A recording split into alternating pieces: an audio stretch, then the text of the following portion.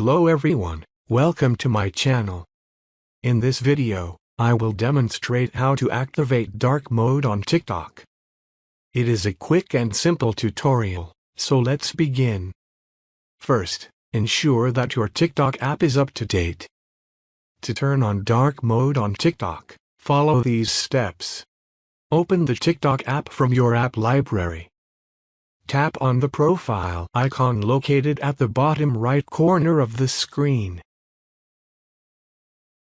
On the profile page, tap on the three horizontal lines at the top right corner. Select Settings and Privacy from the menu. Scroll down to the Content and Display section. Under Display, you will see two options, Light and Dark. Select Dark to enable dark mode. Please note that the dark mode option on TikTok is currently only available for iPhones. If you have an Android phone, unfortunately, you will not be able to access this feature. Thank you for watching.